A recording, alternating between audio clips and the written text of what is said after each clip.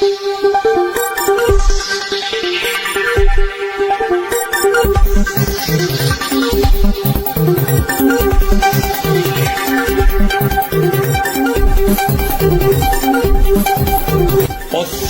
Madhesh news. पश्चिम Madhesh media प्रणाली से संचालित पश्चिम मधेश न्यूज के फील्ड रिपोर्टिंग के क्रम में आज हम रूपंदेही जिला के दक्षिणी क्षेत्र समरीबाई गाँव पालिका वार्ड नंबर 4 अंतर्गत के जिगना गांव में बाटी। ये जिगना गांव पूर्व शिक्षा मंत्री सर्वेन्द्रनाथ शुक्ला जी के गांव भी मान जाला।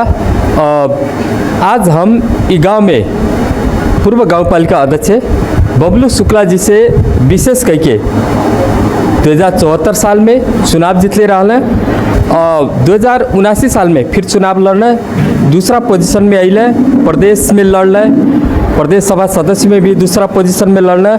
अब 2084 में जो चुनाव हो जाता हुआ वह विषय वस्तु में कुछ चर्चा परिचर्चा करब कि वास्तव में बबलू शुक्ला जी अब की बार चुनाव लड़ी हैं कि नहीं लड़ी हैं, अथवा कौन पार्टी से लड़ी हैं, विधायक में लड़ी हैं कि गाँव पालिका अध्यक्ष में लड़ी हैं। यह सेर फेर में स्वागत बा। नमस्कार। नमस्ते। नमस्ते। ये बताओ जाए कि आप 2074 में जनता के सेवा कल गई, 2079 साल में फिर चुनाव लड़ल गई, दूसरा पोजीशन में आवल गई, गाँव पालिका अध्यक्ष में, प्रदेश में भी दूसरा पोजीशन में आवल गई। अब की बार आपके प्रदेश में लड़े की इच्छा बा कि गाँव पालिका में लड़े की इच्छा बा, का बा? यह बार हमन के हमार जनता का चाहना, जनता के बीच में हम लगातार टहलत ही, घूमत ही, देखत ही। जनता का चाहना यह बा कि एक बार गांव पालिका में आप आवल जाए। और बाद आगामी गांव पालिका में लड़े के रही या प्रदेश में लड़े के रही या केंद्र में लड़े के रही, जनता जैसा आदेश करी वही हिसाब से करब। अब की पारी गांव पालिका में लड़ने की इच्छा बा। अगर जो जनता कह दे कि प्रदेश में नेताजी लड़ल जाए तो तैयार बानी? प्रदेश में जनता अगर कह दे कि बबलू बाबू आप चुनाव न लड़ल जाए, हम जनता के सेवा खातिर आयल बाटी। जनता के जौन आदेश रही वह पालना हुई। जैसा आपके पार्टी परिवर्तन के भी ढेर चर्चा परिचर्चा होला। 2074 में तत्कालीन मधेसी जन अधिकार फोरम लोकतांत्रिक से चुनाव जीतल गई है विजय कुमार गच्छदार के पार्टी से। होते होते जनमत पार्टी में गल गई, नेकपा माओवादी में गल गई, अब एमाले में बाटी। फिर चुनाव होते टाइम में फिर कोनो पार्टी परिवर्तन कल जाए कि नेकपा एमाले में ही स्थायित्व दिहल जाए? देखल जाए विजय गच्छदार जी के पार्टी से हमन के चुनाव जीतल रहल गई। पार्टी हमार परिवर्तन भैले नहीं होत। विजय गच्छदार जी के पार्टी विलय हो गई कांग्रेस में, नाते मजबूरन हमन के स्वतंत्र भैल गए तो कहीं न कहीं जाए के रहल। जौने पार्टी में हम गईली वह पार्टी में वहाँ के लोग जौन बा वो लोगन के दिक्कत भइल, यह नाते मजबूरन वह पार्टी से हम खुद अपने आप के बैक कह के हम जनमत में अली। जनमत में हमहू भूपेंद्र साथे हमन के दोनों जनी लड़बो कल गई, जनमत में लड़ल गई, जनमत में हमन के अच्छा खासा मत भी लावल गई। अब दुर्भाग्य रहल कि वह समय हमन के ना जीत पावल गई।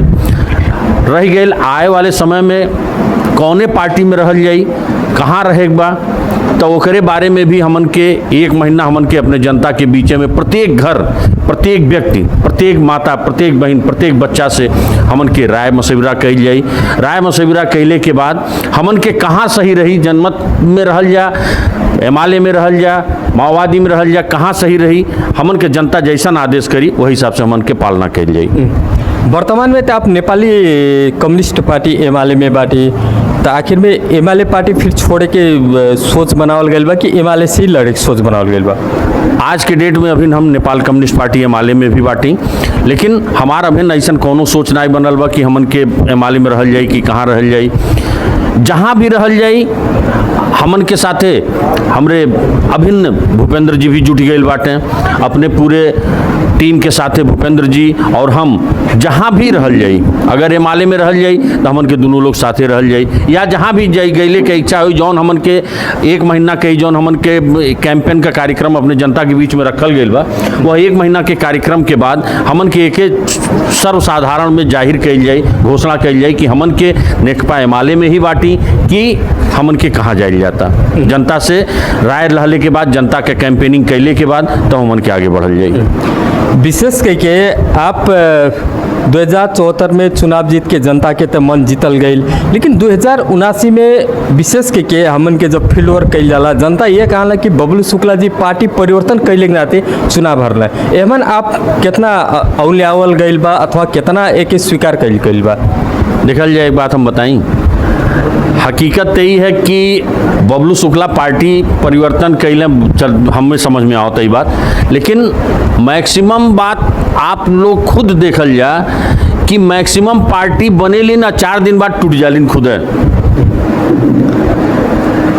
आप शुरू से मधेसी पार्टी के स्थिति देखत चली आवल जा, लगातार कोनो पार्टी बनत गई और लगातार टूटत गई। पार्टी लोग के खुदा ना स्थायित्व तो रह जाता कि हम कौने पार्टी में बाटी। माओवादी भैल, माओवादी कई दल में फिर जुट गए, फोरम भैल, फोरम कई दल में हो गए, शुक्ला जी वाली जौन पार्टी बा देखल जी हो कई दल इकट्ठा हो गए। ये लोग 4 दिन एक जगह ही रही हैं, 4 दिन दूसरे जगह ही रही हैं, कब वो एक हुई हैं कब वो टूट जाई हैं। हमन के सबसे बड़ी पार्टी हमारी जनता बा, और हमन के जौन जनता, हम एमाले में भी रही, कांग्रेस में रही, माओवादी में रही, कहीं रही, तो विकास करेगा बबलू शुक्ला के। और बबलू शुक्ला विजय गच्छदार जी के पार्टी से जीत के और जौन काम हम यहाँ कैले बाटी, आज हमें अपने ऊपर हमार जनता हमें जितौले रहल, जौन काम बबलू शुक्ला अपने सेमरी माई में कई दल आज तक कोनो मेयर कई ना पौले बा। देखल जाए, गरीब आवास का शुरुआत बबलू शुक्ला कैले। पूरे नेपाल में केहू गरीब आवास जनतो ना रहल होई, केंद्र से कब्बो आ गई तो आ गई हो, नहीं तो गरीब आवास कम से कम 350 से ऊपर गरीब आवास अगर बनौले तो बबलू शुक्ला बनौले अपने जनतन खातिर। प्रत्येक घरे गैस सिलेंडर दहले के योजना शायद नेपाल में केहू ना दे पौले हुई, लेकिन बबलू शुक्ला दहले। गांव गांव गली गली पीसीसी पिच कैले के कार्य, अपने जनतन के चेहरा पे मुस्कुराहट ले के कार्य बबलू शुक्ला कैले। काठमांडू में देश के पुलिस प्रमुख बबलू शुक्ला के अगर सम्मानित कैले तो बबलू शुक्ला के नाय सम्मानित कैले, हमारे पूरे जनतन के सम्मानित कैले। तो हमार काम रहल जनता का सम्मान बढ़ावल। हमरे जमाना में खादी खतिन राजनीति नाय हो पावत रहल, स्कूलिन में राजनीति नाय हो पावत रहल, हम जात पात पे नाय चले वाला रहली और जात पात नाय हो देते रहली। हम प्रत्येक स्कूलिन में जाके लइकन के साथ बैठ के लइकन के जितना भी सुख दुख रहे हो के अपने समझत रही। जो वर्तमान में अब तत्कालीन रूप में मुड़िला मावी में जो घटना घटल, CCTV कैमरा चोरी वाला 2 लोग विद्यार्थी लोग के मुद्दा दर्ता भइल, इस संबंध में आपके धारणा का हो कि व्यक्तिगत रिश्वी की वजह से अथवा राजनीतिक प्रतिशोध की वजह से क्या कारण हो सकता? देखल जाऊ, हमें जहाँ तक जानकारी बा कि वार्ड के योजना रहल 7.5 लाख रुपया की योजना रहल CCTV कैमरा जड़ान के, और वह कैमरा जड़ान में जौन 2 कैमरा गायब उनके भइल, कुछ तार फार कटल, DVR वगैरह गायब भइल। हमसे प्र से बात भइल, प्र से हम पूछली आखिर में का नुकसान भइल बा तोहार, और ऐसन कोनो बहुत बा अगर नाई रहल तो एके जौन बा तू लोग के जौन बा ये मुद्दा दरता के तरफ नाई बढ़े चाहत रहल, तुम्हें एके बैठ के कॉलेज अपने विद्यालय में या गाँव पालिका में या कहीं भी वार्ड में बैठा के छलफल करा के यह मैटर के ख़त्म करावे रहल। ओकर सबसे बड़ा कारण का रहल कि 10 में पढ़े वाला अभी वो हमें एक लड़का शायद नाबालिग बा, एक लड़का के उम्र अभी रिसेंटली शायद पुगल है, बालिग भइल है 2-4-10 दिन 15 दिन भइल हुई। जौन लइकन के जगह विद्यालय है वह लइकन के हमन के अगर जेल पहुंचावल जाए तो हमन के तो अपने लइकन के क्रिमिनल बनौले की तरफ बढ़ावल जाता ना। एमन आशुतोष मिश्रा के हाथ बा कह के बाहर एक किस्म के जो हल्ला बा, एमन आपके दृष्टिकोण का बा? हमें नाई लगाला कि आशुतोष बाबू इतना गिरल काम नाई कह सकेला, हमारा अपन सोच है भाई, बाकी तो हम भविष्य वक्ता तो हो ही नहीं, लेकिन हमें नाई लगाला कि यह तरह के कार्य करी हैं। ठीक है, धन्यवाद। आदरणीय दर्शक जी, अमन के आज जिगना में बाटी पूर्व गाँव पालिका अध्यक्ष समरी माई के बबलू शुक्ला जी से बात कैली और फिल्ड रिपोर्टिंग यही अंत्य होता। संपूर्ण यूनिट के साथ में हम भोला बने आगे दिए। नमस्ते।